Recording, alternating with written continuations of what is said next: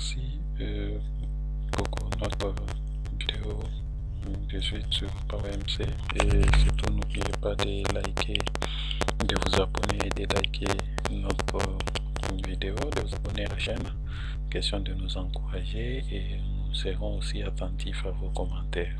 Nous parlerons dans ces vidéos du modèle conceptuel de communication ou du modèle conceptuel de communication de PowerMC, de Merise. Et parfois il y a similitude entre le modèle conceptuel de communication et les graphes de flux, en ce sens que tous sont en train de travailler sur les échanges qu'il y a entre les acteurs. Mais par contre, avec les MCC, les graphes de flux, par contre, lui, c'est un modèle détaillé comme ce que nous avons fait sur les graphes de flux. On l'a fait avec vous. Les flux, on voyait directement les acteurs. On peut dire que le graphe de flux, c'est un MCC détaillé, mais nous voulons voir aussi comment on peut aborder avec les MCC. Premièrement, avant d'aborder, nous voyons que les MCC a des éléments qui sont ici. Il y a la zone d'architecture représentée par ces rectangles ici. Nous avons des règles de gestion qu'on peut ajouter. Nous avons des fonctions métiers, nous avons des flux métiers, nous avons des données, nous avons des documents, nous avons des unités d'organisation, nous avons des processus, des personnes, des rôles, des documents, des rapports, les sites et autres objets.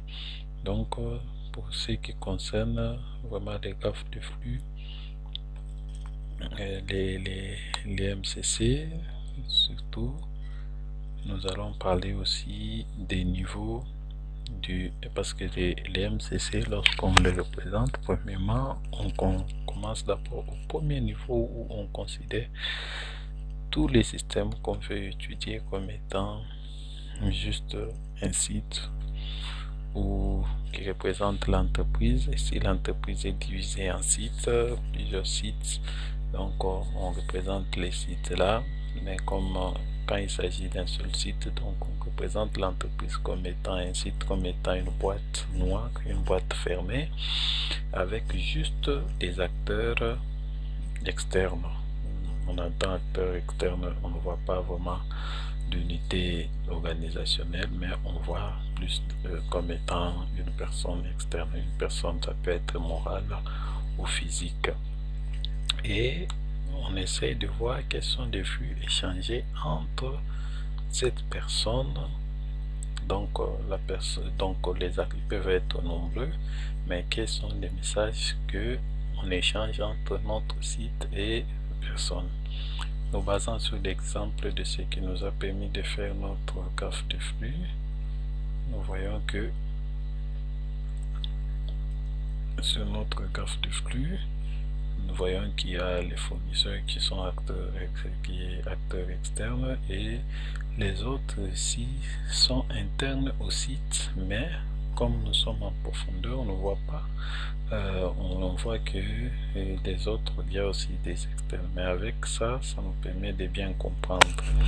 Donc nous avons, et au-dessus de ça maintenant, on commence par voir les sites. Et dans les sites, nous pouvons voir que tout commence par les sites. Il y a un message qui circule d'abord sur les sites et on le représente par un flux comme ça pour dire ça c'est le message qui est sur les sites et qui est traité au niveau du site. Après, dès qu'on traite ce message, c'est-à-dire dans ce message, à l'intérieur de ce message, il y a beaucoup d'autres sous-messages. Et ici, on parle du diagramme des contextes de premier niveau, de niveau 0, qu'on appelle les MCC, qui considèrent l'entreprise comme étant une boîte et qui a des traitements, et qui a des messages à l'interne, et ces messages-là donnent lieu à un message qu'on envoie vers les fournisseurs, l'acteur externe. Et cet acteur externe, pour le nommer, on a vu, pour nommer un objet, il suffit de double-cliquer et on donne là-bas les noms. C'est fournisseur, par exemple, fournisseur. Fournisseur, ici on n'a pas à voir, vous pouvez mettre des détails. Et nous avons ici notre entreprise.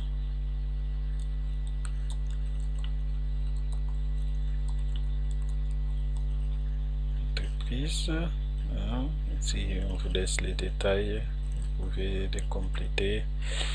Et notre entreprise, nous avons par exemple là, on peut mettre ce message là comme étant demande d'article ou de produit, demande d'article.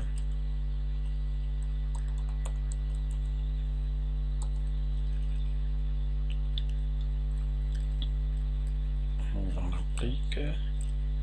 Et ici, demande de cotation, demande de prix. Demande de prix.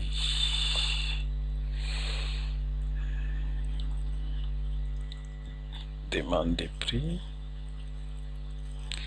Après, dès qu'il y a demande de prix, le fournisseur répond aussi par une cotation.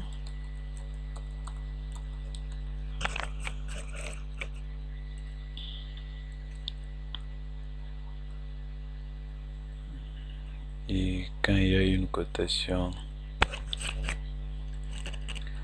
l'entreprise encore réagit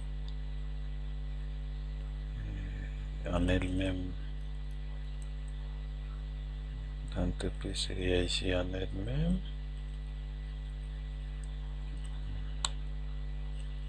Avec des graphes qu'on peut, des graphes de flux qu'on peut dire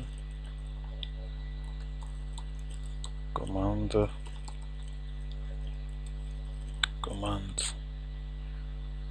Et il y a des processus sur la commande qui se passe en interne, et après ça, l'entreprise agit envers le fournisseur par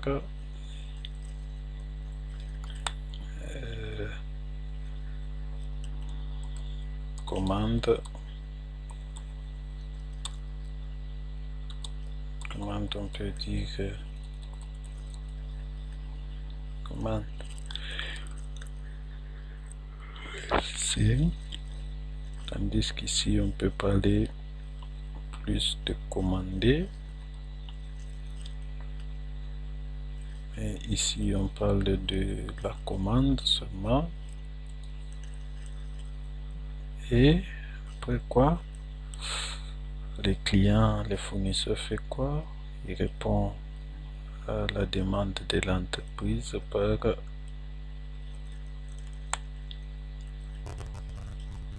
un bon article et bon de livraison.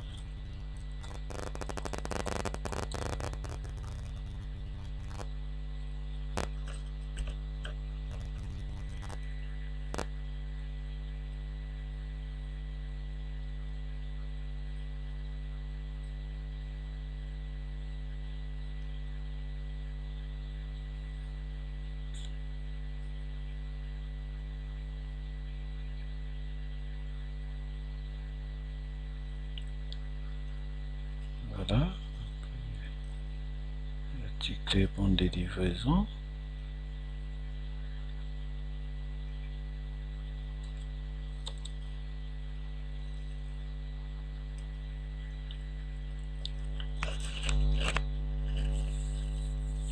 Et enfin, l'entreprise répond, l'entreprise traite encore en interne ça dans réceptionner.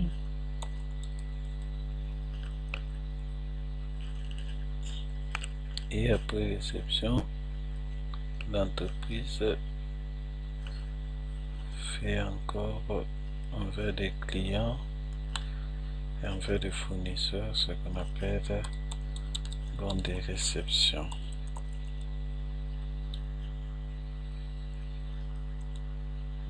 Et on applique. Voilà. Avec ça, on peut juste essayer de mettre les mettre à jour pour voir quels sont les, ça c'est des modèles conceptuels de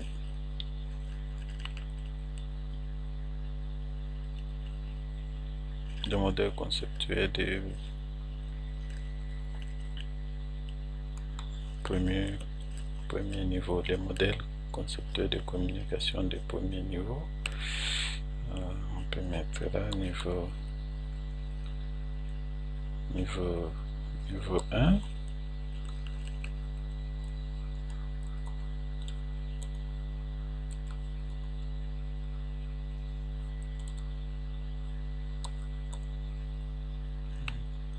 Et puis on peut maintenant, comme il y a des flux effectifs, on peut voir maintenant le deuxième niveau, c'est-à-dire on ouvre